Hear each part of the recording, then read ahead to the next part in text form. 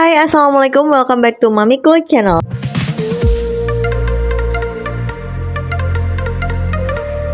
Halo bunda-bunda bestiku semuanya, semoga dalam keadaan sehat selalu. Dan buat yang lagi sakit, semoga segera diangkat penyakitnya ya. Balik lagi aktivitas bareng Mamiko nih besti. Lanjutan dari video sebelumnya, kegiatanku memasak. Setelah masak, kali ini aku mau kasih lihat ke bunda-bunda semuanya, bestiku semuanya ya.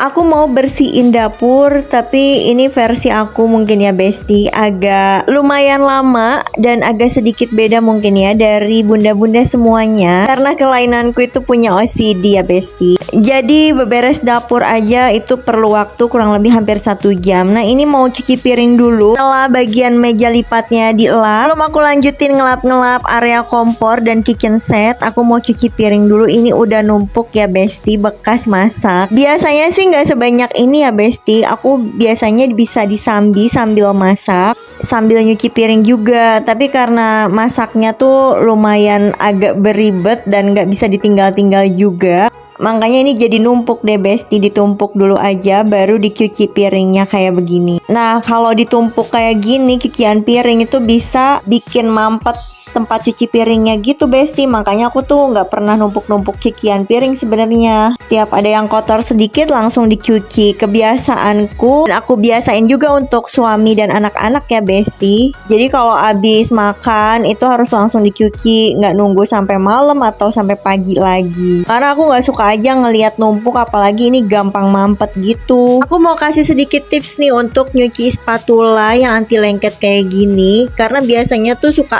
berminyak dan licin-licin gitu. Jadi aku pakai sabunnya nggak pakai diirit-irit atau dicampur air, langsung gitu dan dilap pakai tisu dulu ya besti. Baru dibilas lagi pakai spons. Beginilah yang bikin kadang-kadang emak-emak tuh males masak ya. Masalah masaknya sih nggak seberapa, sebentar juga udah mateng gitu ya, udah beres. Tapi bekasnya ini loh yang membutuhkan tenaga ekstra untuk cuci piring, untuk lap-lap dapur. Apalagi yang model OCD kayak aku gini, harus bener-bener detail banget. Bahkan aku nyuci penggorengan atau nyuci fry pan kayak gini aja tuh harus berkali-kali. Kadang-kadang tuh dicium dulu apa bener-bener udah hilang baunya, apalagi kalau bekas goreng ikan, bau amis gitu ya besti. Akhirnya selesai juga nyuci piringnya. Lanjut aku mau bersihin sink atau tempat cuci piring ini. Ini bekas sampahnya mau dibuang dulu ke kresek biar nggak bikin mampet ya besti. Ini saringannya lumayan sih, jadi bisa mengurangi mampet. Kotorannya bisa dibuang dulu. Setelah beres nyuci piring, aku biasanya tuh rutinitasku kalau habis masak itu bersihin sink atau tempat cuci piring, harus khusus gitu ya, spesial. Jadi bener-bener digosok semuanya pakai sikat gigi, pakai spons yang lembut, pakai spons yang kasar, bener-bener dibilas berkali-kali sih besti. Makanya aku tuh kalau lagi misalnya ada anakku yang kecil lagi nggak daycare, aku lebih baik nggak usah masak deh, mending beli aja supaya bisa tetap menjaga kesehatan dan kewarasan.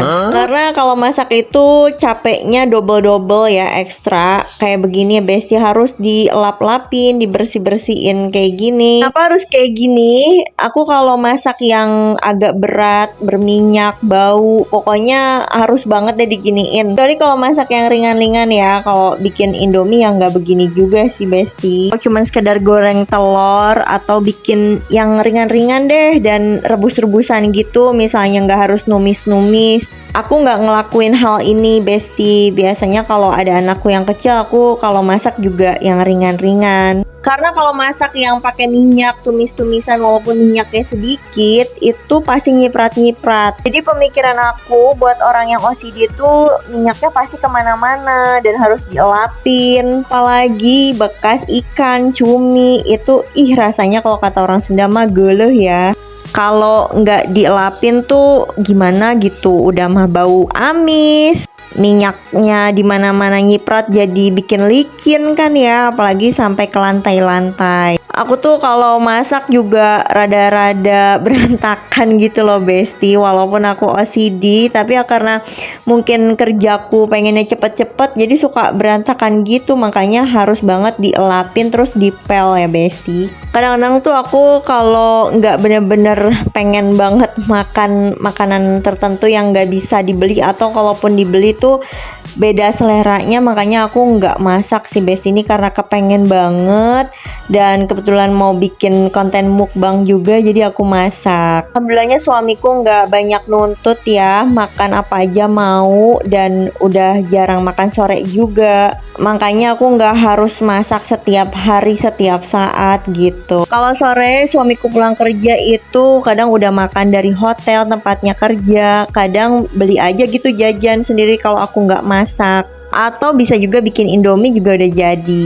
Nah udah dielapin tempat cucian piringnya, aku semprot-semprotin gini deh semuanya, sampai kitchen setnya juga aku semprotin Besti. Apalagi aku tuh habis masak ikan asin ya, aduh wajib banget deh dibersihinnya, harus bener-bener maksimal, dan biasanya tuh ngelapnya sampai 2 kali, nggak cukup 1 kali aja Besti, karena kayak semacam dibilas gitu ya. Nah buat bunda-bunda yang lagi nonton nih, ada nggak sih kira-kira yang begini kalau ngelapin dapur, berberes dapur gitu ya, sampai 2 kali puteran gitu? Kalau ada yang sama, komen di bawah ya Besti. Bukan itu aja ya, aku kalau kerja selain harus berkali-kali, itu harus berurutan Besti kayak gini. Jadi kalau kitchen set tuh sebelah sana dulu baru ke bagian sini gitu. Tapi kalau nggak berurutan itu kayak bingung Besti kerjainnya gimana gitu, jadi harus dipikir lagi. Makanya tuh aku kalau misalnya pindah rumah atau bahkan nginep gitu ya di rumah orang atau kemana gitu, itu rasanya bingung karena harus melakukan di luar kebiasaan. Bahkan kalau ada orang yang nginep juga gitu, aku jadi kayak kagok gitu di rumah, karena kan bingung ya kalau kebiasaanku kayak gini nanti gimana orang-orang menilainya. Pokoknya OCD tuh bener-bener aneh dan menyiksa banget. Segini aku udah berusaha ngurangin. Biasanya dulu tuh kalau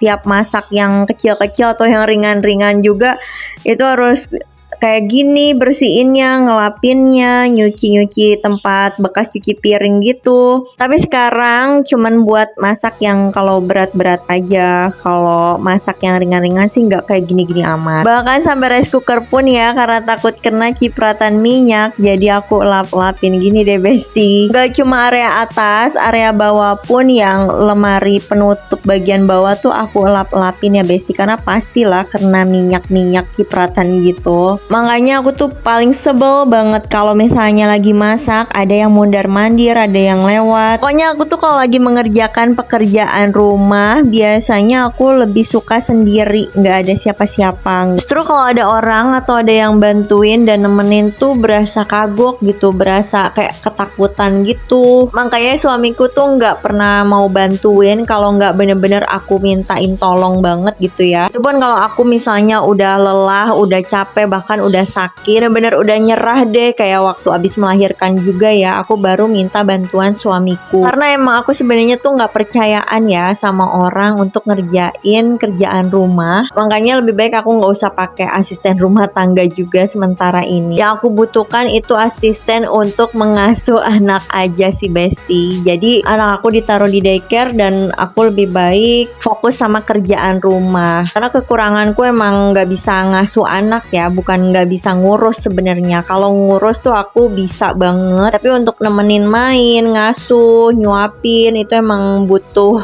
ahlian, kesabaran, dan waktu ekstra tentunya. Udah selesai beberes area dapurnya, ini aku masukin laundry. Cuciannya udah numpuk banget dari laundry, dan setiap ada laundry yang baru datang tuh selalu aku semprot-semprot kayak gini pakai sanitizer ya Besti, walaupun udah nggak pandemi. Karena dari dulu kebiasaanku emang kayak gini ya, karena OCD itu. Dan terakhir tinggal dipel deh. Sampai di sini dulu sharing dan vlognya Mamiko kali ini. Makasih udah nonton, sampai ketemu di vlog selanjutnya. Assalamualaikum.